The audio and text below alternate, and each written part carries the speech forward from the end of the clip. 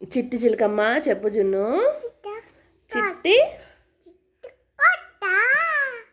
తర్వాత తర్వాత ఏంటి?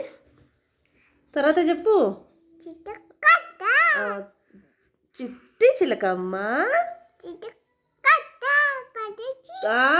అమ్మ కొట్టిందా? తర్వాత తోట, తర్వాత తర్వాత గూట్లో, తర్వాత గుట్టుకు. మళ్ళీ ఒకసారి మంచిగా చెప్పు. చిట్టి చిలకమ్మ మళ్ళీ చెప్పు. అమ్మ తోట, తర్వాత